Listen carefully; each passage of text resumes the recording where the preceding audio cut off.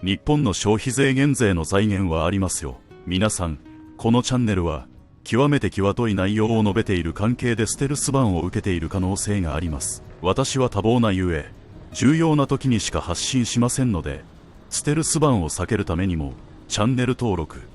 といいねをクリックしていただければ幸いです。前回も申し上げましたが、現在私は今タイランドパタヤでプチ移住生活をしております。その理由は日本の健康保険や税金の支払いが高額になったことからタイパタヤに移住を余儀なくされたのです。こんなにも日本の税金や健康保険の支払いが高くなっている原因は外国人への無駄な補助や保証が原因ではないのかと思い、このコンテンツを作成いたしました。今回はタイパタヤからベトナムのダナンへ旅行をしましたので、ダナンの映像をご覧になりながらお聞きになってください。今日本国民が物価の高騰に苦しめられている中で一番期待されているのは消費税の減税ですね。特に物価上昇で苦しんでいる日本国民にとっては食料品の減税は熱望されており、急務なのではないでしょうか。今まさに消費税が全額社会保障に充てられていると思っていた日本国民は、消費税の約 30% も外国人観光客や外国企業も含めた輸出企業に還付されている事実が明るみになってきたのです。日本の国民が財務省解体デモを起こしてまでも消費税の減税を要求しているにもかかわらず、現在の自民党政権は消費税減税には財源がないという理由でその実現には極めて難色を示しているのです。しかしここで消費税を減税するための財源は次のように考えることができるように思われます。政府に訴えかけましょう。まずは1、日本がアメリカに世界一金額を多く保有しているアメリカ国債を売却する。2、消費税の還付金をなくす。3、参議院をなくすなどして夫婦別姓など無駄な議論をしている政治家の数を削減する。4、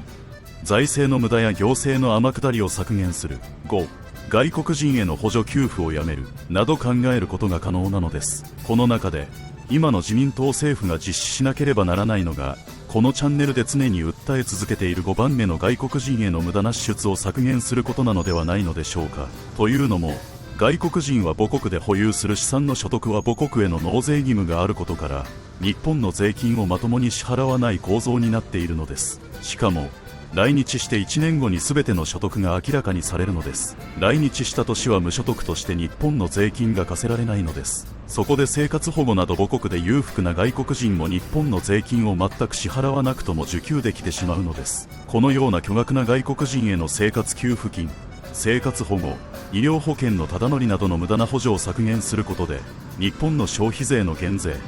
とりわけ食料品に関する消費税減税を実現することが可能なのではないのでしょうか。現在石破総理は参議院対策でせっかくコストをかけて徴収した税金から給付金10万円を無駄に配るという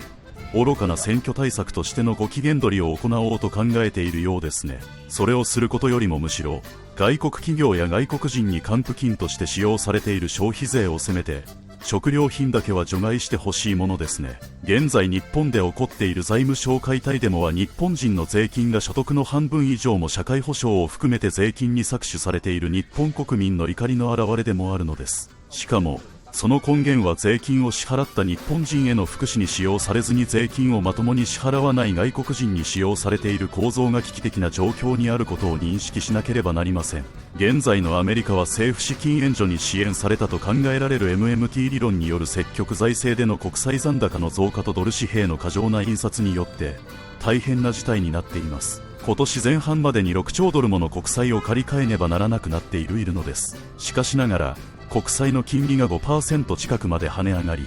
借り換えができなくなっているのです。アメリカが国債の返済でデフォルトを起こすと世界史上稀な金融リセットが差し迫ってくることになっているようなのです。もはやアメリカは日本を防衛するだけの財政的なゆとりがなくなっており、日本も独自で防衛力をつける必要に迫られているのです。アメリカがデフォルトになると、日本が保有するアメリカ国債も紙くず同然となり、MMT 論者が唱えていたような楽観論は禁物なのです。つまり日本の財政は日本の保有するアメリカ国債という資産と日本の国債発行の負債を両方で考えて相殺されるというものです。そこでは日本の国債はいくら増やしても問題はないものと主張されていた論理が崩れることになるのです。アメリカ国債がデフォルトになると、日本は世界一巨額な国際残高という返済ができない負けの側面だけが浮かび上がり、日本円の価値も暴落することになるのです。現実的には日本の国債は日銀が買い支えており、日銀が円を印刷して国債を購入するというポンジスキームの構造になっているのです。アメリカも同様にこのような事態に陥れば、日本と同様にドル通貨が信用を失い、世界金融リセットの破滅へとつながるように思われます。日本での自国通貨での国債買い支えの結果は、日本円への信頼が緩いできて円安になっているわけなのです。アメリカも日本と同じように、ゆくゆくは前回のコンテンツで述べたように、FRB が自らの国債を購入するか、オペレーションスイッチをする羽目に陥ることが予想されています。それによりドル紙幣の崩壊と株式市場の暴落が引き起こされてくることが予想されているのです。この点では日本もアベノミクス、黒田総裁から開始された財政を健全化せずに、MMT 理論によって安易に継続的な国債発行に頼ったレフレ政策による政府支出が行き詰まり終焉を迎えていることを意味するのです。この点では今、アメリカでは積極財政のリフレ派が財政赤字を当然のごとく次世代へ先送りしてきた結果、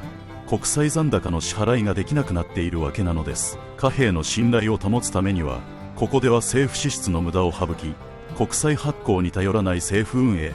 つまりここでは小さな政府によるスリム化した経営原則の導入が必要なのです。現在の日本政府に関しても同様に、安易に慢性的な国債発行に頼るのではなく、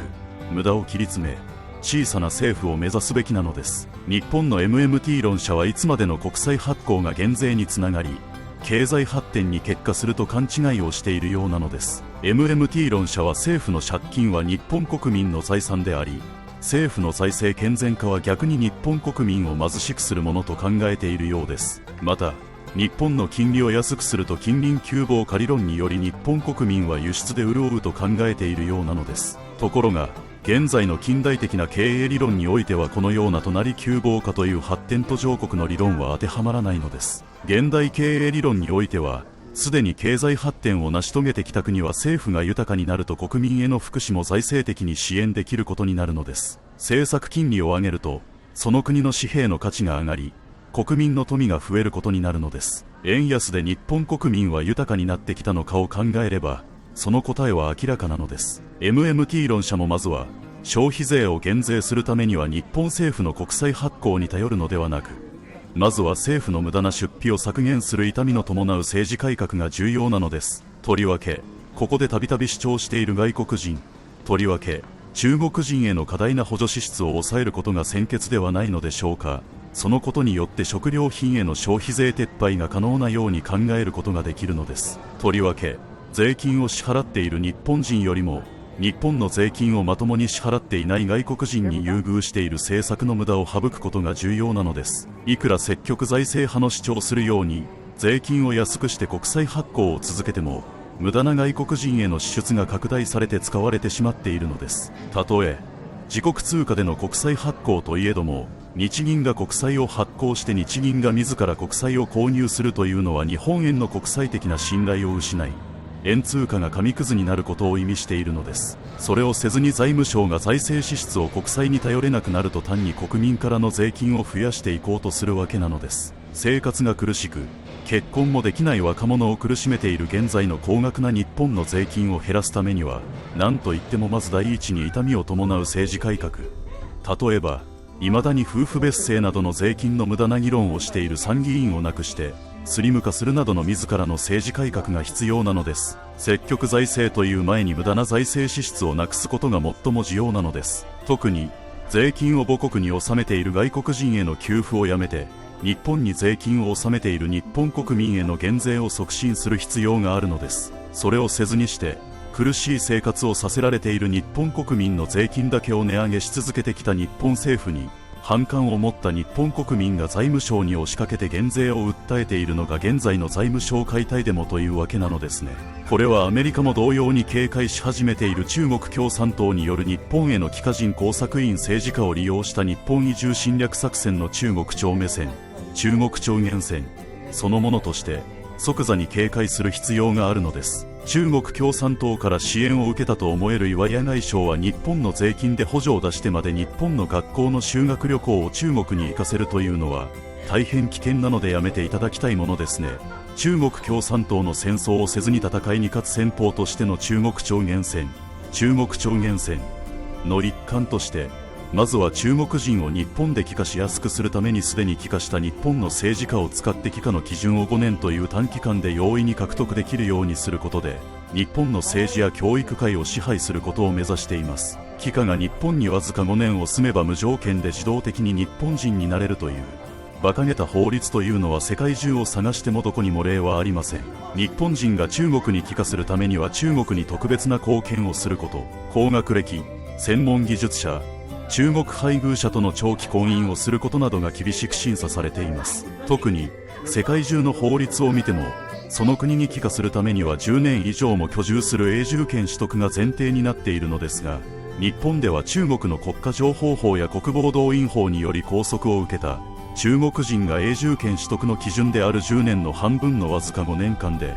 たとえ日本語を喋れなくとも日本人になれているという恐ろしい現実があるのです。これは永住権取得よりも帰化の方が簡単であるという隠れ蓑になっているのです。本来、帰化というのは簡単に取得できるものではなく、非常に困難なことで、他国の人は普通はなれないのが原則なのですが、日本では簡単に5年住めば日本人になれるというわけなのですね。なんともびっくり仰天ですね。しかも、犯罪を犯しても帰化を取り消せないというのはおかしいですよね。滞在許可や帰化も取り消せる法律をアメリカのように制定する必要があると思いますが、皆さんはいかがお考えでしょうか。日本人が他国で帰化するためには億単位の金額をその国に差し上げるか、その国の言語を流暢にしゃべり、その国の発展に貢献できる資格を厳しく問われているのが普通なのですが、日本では中国共産党からの支援を受けたと思える日本の政治家によって、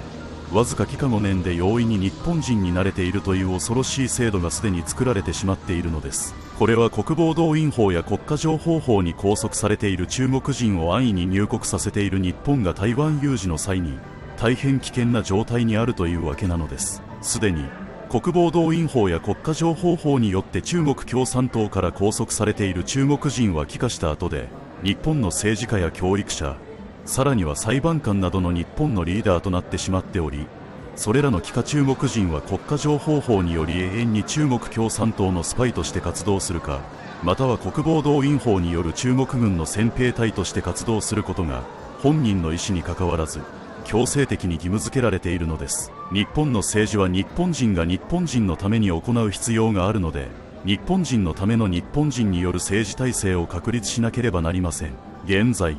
財政危機に直面している今のアメリカは中国による日本侵略から日本を守ってはくれず、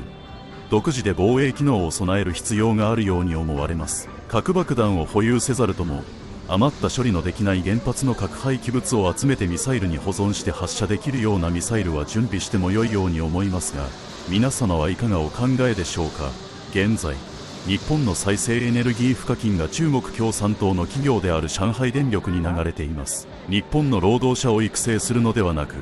外国人労働者を雇用すると雇用した企業に1人72万円の補助金が我々の貴重な税金を使って支払わされています。さらに去年、日本人の学生には生活給付金は支給されていないのにもかかわらず、我々日本人がなけなしのお金で支払った税金で2904名もの中国人留学生一人一人に最大年間260万円もの生活給付金が支給されているのです。日本人が入学困難な東大大学院などの高等教育機関に国家情報法に拘束されている中国人の学生が日本の税金の補助を受けた簡単な留学制度を利用して多数入学を許しており、これは中国スパイの育成に日本の税金が使われていることを意味するのではないのでしょうか。また、日本の消費税は年金などの支出に充てると限定されているはずが、現実には中国人や中国系輸出企業に還付金として還付させられ、日本の富を中国共産党に吸収されているようなのです。さらに日本での相続税の支払いのために売却を余儀なくされた我々日本人が先祖から受け継いできた貴重な日本人の土地が相続税の存在しない中国共産党員に購入させて日本の土地の大部分を中国共産党の私有財産とすることで日本の領土を占領してきています。その隠れ蓑としてすでに中国共産党は GATS、GATS に加盟する際の土地規制の例外規定を設けており、自国の土地は外国人に購入させずに他国の土地を購入できるという戦争戦略上、他国に不平等な例外規定を設けるのに軍事戦略上からまんまと成功しているのです。そのような中国共産党には同様な措置を取るべきなので、日本が加入している GATS、ガッツの例外規定を見直すか、ガッツに加盟させるべきではなく、そうでないなら日本はガッツ GATS の軍事戦略上不平等な規制を見直すか、アメリカが現在関税戦争を起こしているように無視し、現在中国も日本も同様に加盟している外国人の土地規制が認められている RCEP、RCEP の条約によって自国の土地を売らない国とは相互主義の原則や防衛という目的で外国人の購入に対しては土地規制を設けるべきなのです。諸外国では土地規制だけにとどまらず、マンションの購入にまで約2割程度までの購入許可と制限しているのが普通なのです。そこでは RCEP、RCEP の条約によってすでに世界中で数多くの国々が外国人土地規制を導入しているわけなのです。自国の土地については外国人が買えず、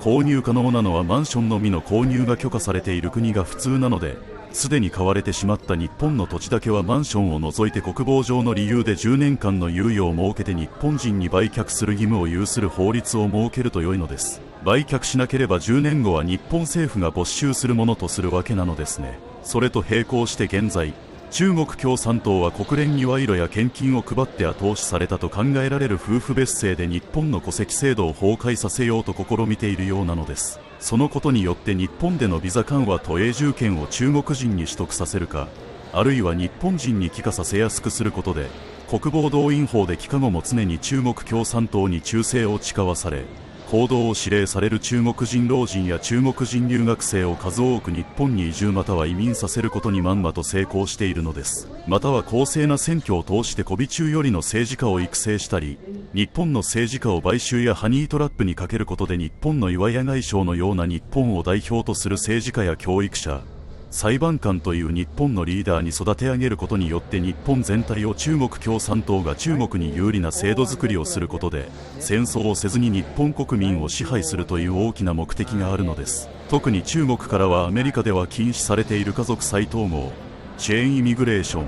で移民した中国人が自分の親族の両親、特に中国老人を呼び寄せ日本の後期高齢者医療保険を利用して日本政府から補助の出ている老人ホームで介護するようになっているのです。言うまでもなくこのような中国老人は収入がないことから一度も日本の税金や保険料を支払わないで日本国民の血税で成り立っている日本の健康保険にただ乗りできているのです。中国移住者や帰化人には年取った両親は一度も日本の健康保険や税金を支払っていないことで後期高齢者医療保険をただ乗りするような呼び寄せを禁止する必要があります。もともと中国人はいつまでも中国に納税しており、日本に移住後も中国の所得は永遠に中国共産党に納税義務があるのです。今こそ日本国民はこのことを肝に銘じて、現在の日本の税金を高騰させている中国超限戦という現在密かに進行している現実に注視して、我々日本人の子供たちのための未来を中国共産党から守ってあげるために強く声を上げなければならないのです。そこで即座に岩屋が今回与えた65歳以上の中国老人への後期高齢者医療費ただ乗りビザ緩和は即座に撤回させるべきなのです。驚くべきことに、現在でもわずか500万円の少額投資のみで経営投資ビザ、あるいは500万円さえもいらないもっと条件の緩い抜け穴的投資家ビザなる永住権に近い不可思議な特権が中国人に与えられている。しかも5年後は日本に帰化できてしまう恐ろしい制度なのです。本来の投資家ビザなどというものは通常億単位の投資家に与えられるべきものであるにもかかわらず、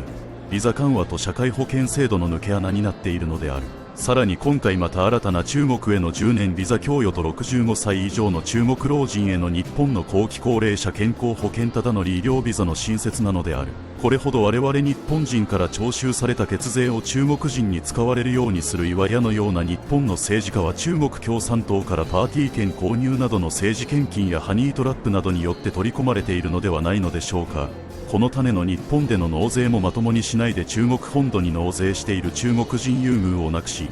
現在でも健康保険料金を含めて自らの所得の半分以上を日本に納税させられている日本人を優先することが重要なのです。最近の財務省解体でもあまりにも日本国民が泣く泣く支払った税金が外国人優遇に使われ、日本国民の所得の半分以上も税金に取られていることへの不信感の表れなのです。このような本来非常に重大なことを議論しないで、中国共産党によって支持されたと思える選択的夫婦別姓などというくだらない無駄な議論をする国会議員は税金の無駄なので参議院をなくすなどして半分にスリム化、削減すべきなのであります。中国共産党によって指令されたような議論する必要もない中国共産党よりの夫婦別姓を議論する時間があったら、中国人に食い物にされている現在の日本の社会保障や日本の領土としての先祖から受け継いできた貴重な日本の土地を日本国民のために中国共産党の密かな侵略戦争から守り抜くことを即座に議論する必要があるのです。その例として、とうとう今回岩屋が中国と約束した65歳中国人老人ビザ緩和が本格的に特定活動国時35号として実施されてきました。これは非常に問題で日本の健康保険をただ乗り破壊する恐ろしいビザ緩和なのです。私は必死に日本全国の皆様が早急に立ち上がってくれることを願って訴え続けているのです。我々は将来の日本の子供たちに中国の健康保険ただ乗りから日本の健康保険を守ってあげなければなりません。特に今回岩屋が与えた65歳中国人老人は1年間滞在可能で更新ができ放題のビザとなっているので、現地での所得が評価できないことから日本の健康保険にただ乗り同然で加入できることになっているのです。岩屋は健康保険には入れないと説明しているが、実際には在留カードを付与した健康保険に65歳以上の中国老人が加入できることが判明しました。外国人には相互対等の関係から自費で民間の健康保険に加入を義務付ける必要があるのです。なぜ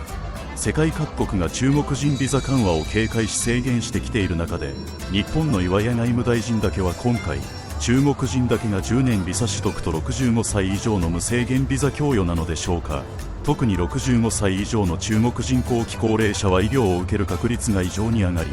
大量に押しかけてきて日本の誇る国民皆保険制度が崩壊するのです。岩屋は日本国民の怒りにびっくりして10年ビザや65歳以上の中国人老人は日本の健康保険には入れないとごまかして弁解しているが、制度上どこにも健康保険に加入できないとは規定されてはおらず、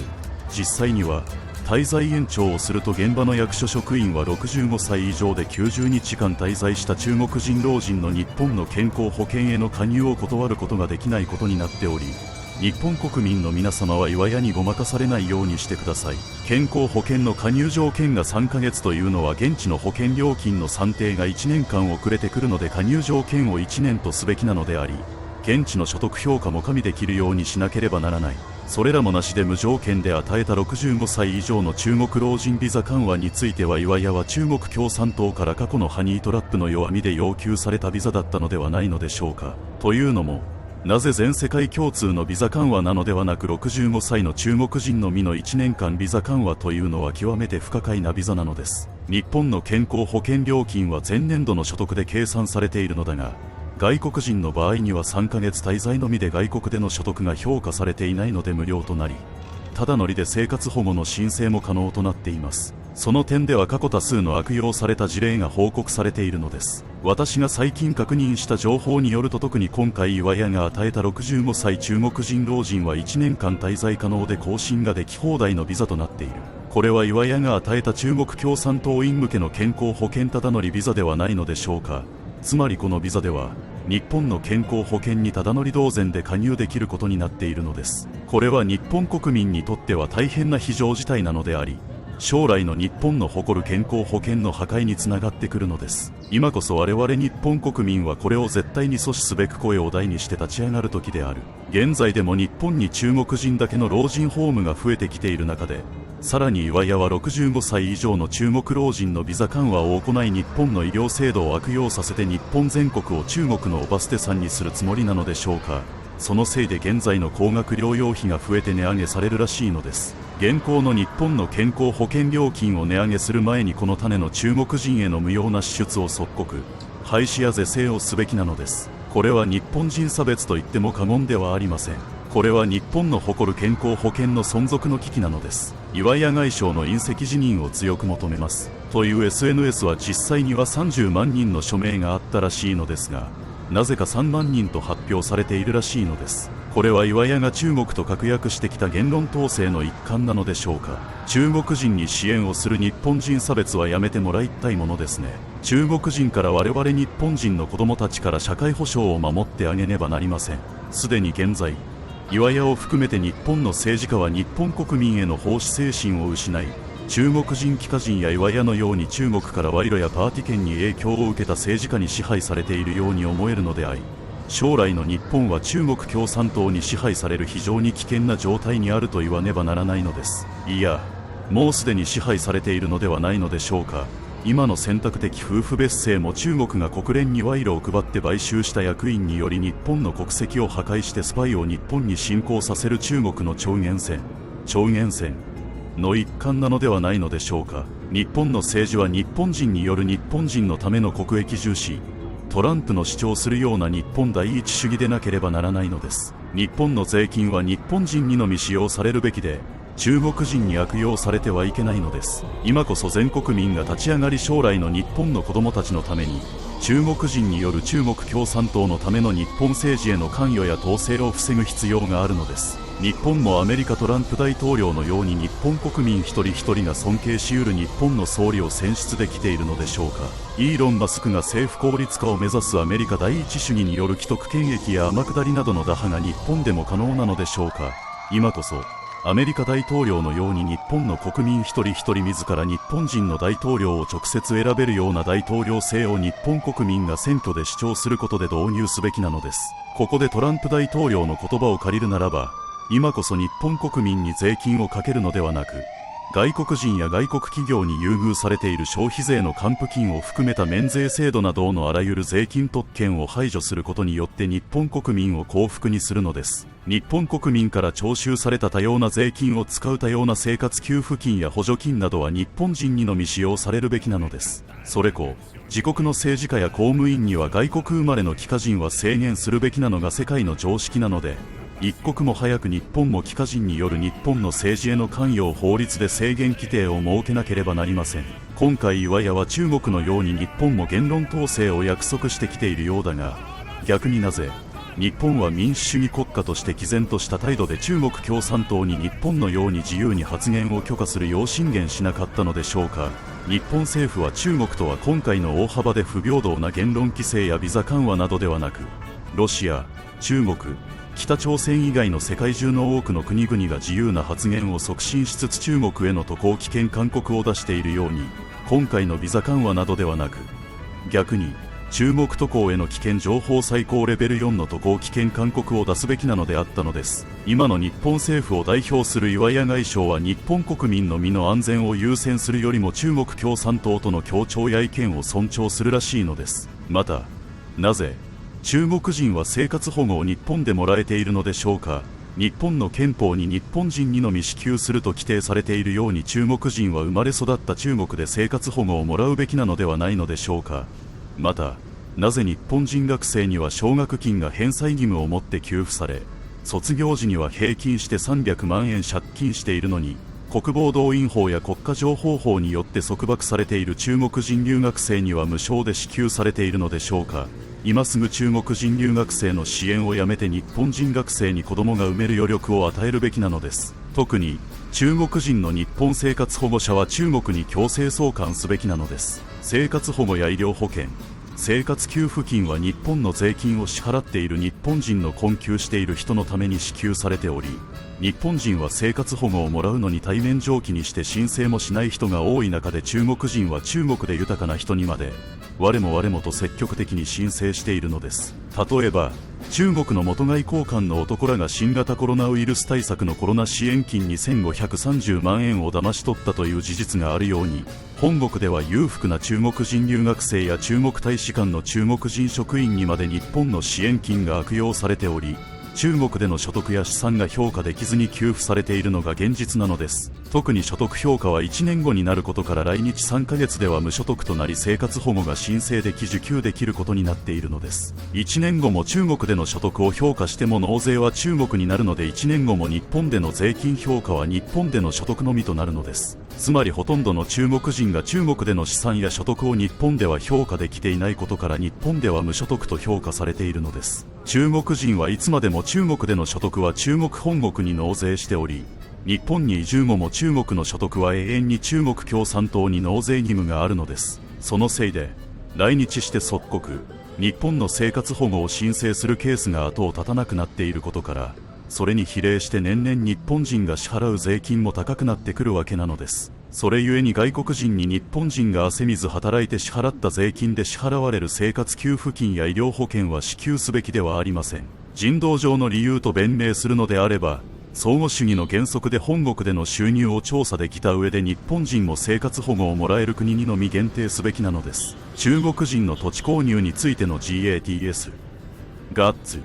の規定も中国は例外扱いされており、不平等なものになっています。そこで諸外国では生活給付金や健康保険は適用されていません。中国人の土地購入も GATS ガッツの規定では不平等なものになっており、RCEP、RCEP 条約ではその GATS ガッツ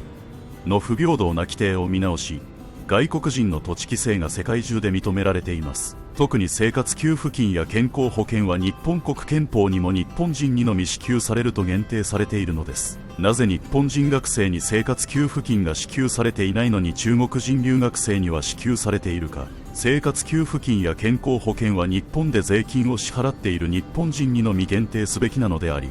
我々日本人は中国人や中国人の生活保護者や中国人留学生の支援のために世界で最も高額な日本の税金を支払っているわけではありません。そのおかげで医療の質が低下し、日本人が支払う税金も年々高騰しているのと同時に、今後日本の社会保障を維持するためには健康保険料金を 1.5 倍の値上げと同時に現在の消費税も 15% 以上にも引き上げる必要性が出てきているらしい。そもそもなぜ中国人観光客は日本の税金を全く支払わずに日本の医療保険にも入れるのか。さらになぜ世界各国が中国人ビザ緩和を警戒し制限してきている中で、日本の岩屋外務大臣だけは今回中国人だけが10年ビザ取得と65歳以上の無制限ビザ供与なのか。特に65歳以上の中国人後期高齢者は医療を受ける確率が異常に上がり、大量に押しかけてきて日本の誇る国民皆保険制度が崩壊するのです。岩屋は日本国民の怒りにびっくりして10年ビザや65歳以上の中国人老人は日本の健康保険には入れないとごまかして弁解しているが、制度上どこにも健康保険に入れないとは規定されてはおらず、実際には代理申請や滞在延長をすると現場の役所職員は65歳以上で90日間滞在した中国人老人の日本の健康保険への加入を断ることができないことになっており、日本国民の皆様は中国共産党から政治献金を受けていると疑われる岩屋にごまかされないようにしてください。特に今回岩屋が与えた65歳中国人老人健康保険ただ乗り医療ビザは1年間滞在可能で更新し放題のビザとなっているので、本国の所得を評価せずに日本の健康保険にただ乗り同然で加入できることになっているのです。これは日本国民にとっては大変な非常事態なのであり、将来の日本の誇る健康保険の破壊につながってくるのです。今こそ我々日本国民はこれを絶対に阻止すべく声を大にして立ち上がる時なのです。現在でも日本政府の補助を受けた中国人だけの老人ホームが増えてきている中で、さらに岩屋は65歳以上の中国老人のビザ緩和を行い、日本の医療制度を悪用させて日本全国を中国のおバステさんにするつもりなのでしょうか。このような無駄な出費は全て日本の国際残高の積み重ねを助長しており、我々が痛みを感じずにいるのですが、これはいつかは円安とハイパーインフレにつながって日本国民の生活を破壊していくことになります。外国人生活給付をしたせいで現在の高額療養費も増えて値上げされるのです。現行の日本の健康保険料金を値上げする前にこのような中国人への無用な支出を即刻廃止や是正をすべきなのです。これは日本人差別と言っても過言ではありません。しかも日本人さえも特別な後期高齢者保険料金が上乗せされているのに中国人老人には無料なのでしょうか。岩屋が日本国民にひた隠しで弁明する観光業の経済効果に関しても、実際には中国業者が日本の観光会社を所有し中国人観光の接待を占有しているので、言われているほどプラスにはならず、国際ツーリズムによる経済効果どころか、逆に健康保険の多大な経済的損失に結果しているのを日本国民にはひた隠しにしている。これについて中国では岩屋個人が年末に大きなクリスマスプレゼントを持ってきたと大喜びで感謝、感激、雨、あられなのである。これは岩屋個人にとっては多大な利権があるのかもしれないが、我々日本人全員にとっては大きな被害や損失となるのである。これほど中国に有利な条件を提示する岩屋という人間は本当は中国人、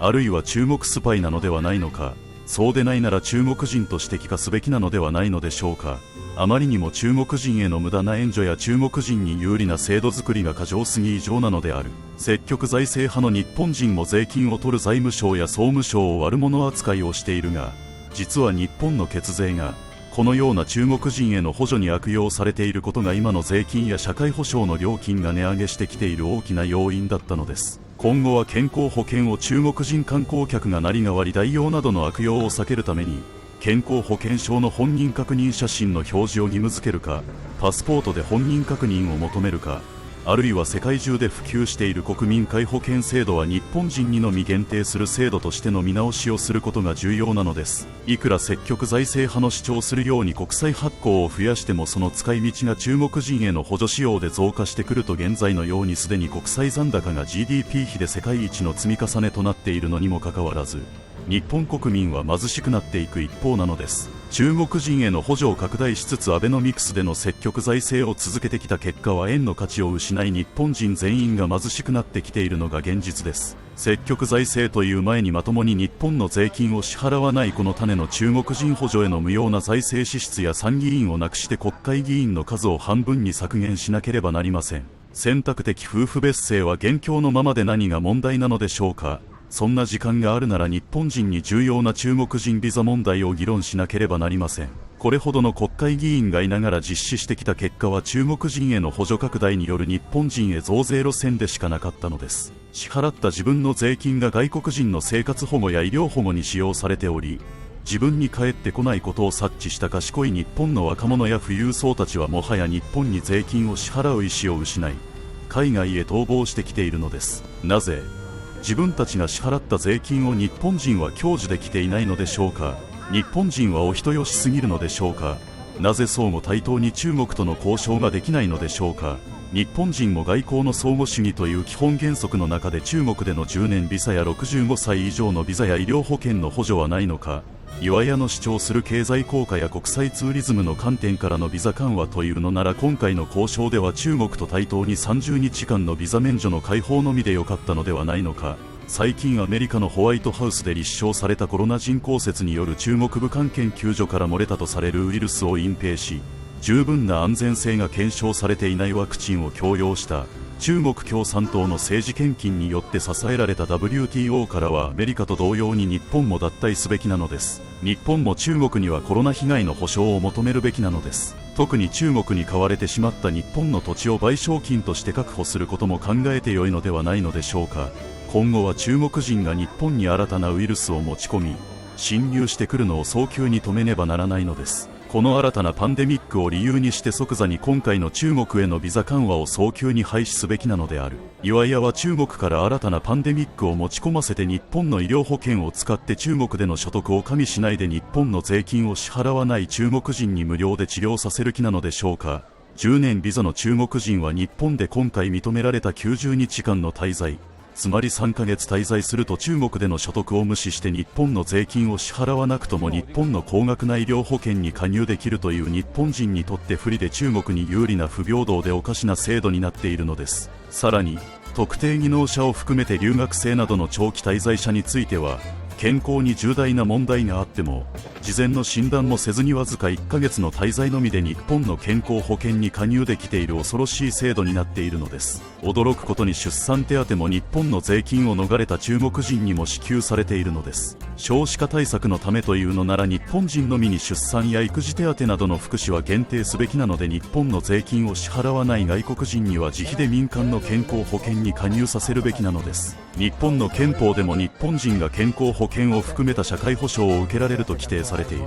人道上の理由というなら相互主義で日本人も同様に他国で社会保障が受けられる国に限定すべきなのである。なぜお人よしの日本人は外国人にまで健康保険を適用するのでしょうか。在日中国人が日本の健康保険を使って入手した高額な薬が中国で販売されているのです。さらに在日外国人給付金も中国人に支払われているのです。これは我々日本人が中国へ行くと自費で健康保険や社会保障に加入するのと同じことで、外交の基本原則である相互主義として民間の保険を利用させるのは至極当然なことなのです。我々日本人は日本の税金を支払わない中国人のために世界一の高額な社会保険や税金を支払っているわけではありません。近い将来、日本の健康保険の値上げが決定されるようですが、その前に我々日本国民はこのような中国人の日本の健康保険ただ乗り制度の即時撤回と廃止を日本政府に即座に要求しなければならないのです。中国で発生したコロナ治療の時も日本の税金を支払わない中国人にも無料で治療させてきたのではないのでしょうか。それを私のチャンネルで問題にしたら人情がない人でなし呼ばわりされたのです。しかしながら過去の外国人のコロナ治療を自費にしなかったせいで現在の日本国債の残高を過剰に積み上げてきたのです。これ以上我々日本国民は日本の税金を支払わない中国人のために年々値上がりしてきている高額な社会保険や所得税の支払い、さらに過剰に行き過ぎた国債残高の積み上げによる円安不況には耐えきれません。積極財政派の日本人も減税を国債発行で賄う前に、まずこのような中国人への無駄な支出を排除しなければ、さらなる国債発行の増大により円通貨の価値が減少して日本国民全体の資産がなくなり貧しくなっていくことを認識しなければならないのです。それゆえに日本の医療保険は日本での税金を中国での所得を加味して1年後に支払った後で加入させるべきか、あるいは外交の相互主義の原則からは至極当然のごとく外国人には別途自費で民間の健康保険に加入させるべきなのです。日本人の税金は税金を支払わない中国人に使用するのではなく、なぜ日本人にのみの使用に限定しないのでしょうか。最近の財務省解体デモでも理解できるように増税で苦しむ日本の若者は結婚できないで子供も育てられない状況であるにもかかわらず、なぜ中国人にはこのような我々の税金の使われ方がなされているのでしょうか。全くこれほどまでに日本の政治は中国共産党に支配されているというのは驚くべきことなのです。このように日本人は中国人のために高額な医療保険やそれ以外の高額な税金を支払わされているのではないのでしょうか。中国の国家安全法や国家情報法、国防動員法などにより日本に滞在している中国人は中国共産党に対して台湾侵攻などの戦争時には中国軍の戦兵隊やスパイ工作員として忠誠を尽くすことが義務付けられているので、中国人観光客や中国人長期滞在者などを含めてたとえ日本国籍を取得した帰化人であっても親族が中国に人質に取られていることからスパイ活動やテロ活動を余儀なくされてくるわけなので、アメリカがそうであるように中国のスパイ工作員や戦兵隊となりうる中国籍帰化人を日本の政治家や公務員などを法律上日本のリーダーにするのを制限しなければいけません。中国、北朝鮮、ロシアなどの独裁国家とは彼らが民主主義国家と生まれ変わるまで日本が中国共産党との経済協力や日中友好などといって仲良くする必要などは全くないのです。アメリカが独裁政権の中国共産党を敵視しているトランプ大統領との協議をする前に現在の中国共産党との日中親善や協調などは全くの無駄で悪用されるだけなのです。むしろ中国共産党にはアメリカと共同で経済包囲網、経済でカップリングを確立し孤立させて民主国家への変身を促させる必要が日本政府にはあるのです。彼らは自国が経済発展して武力をつけると現在のロシアがウクライナで武力侵攻しているように自国の領土拡大を狙って日中経済協力で培った軍事力を使って日本を支配してくるのは明らかなのです。今や尖閣や台湾も危険な状態なので、お人よしすぎる日本政府はこのことを肝に銘じると同時に、自分たちの生活が苦しい中で支払った血税が日本で税金をまともに支払っていない外国人に使われていることに一刻も早く気がつくべきなのです。これは日本国民に奉仕精神を持ち、日本を第一に考える政治家を選ぶことができていない選挙構造になっているからに他なりません。このことをぜひ日本国民に拡散をお願いいたします。我々日本の子供たちの明るい未来のために声を上げていきましょう。それではまた。次回にお会いいたしましょう。さようなら。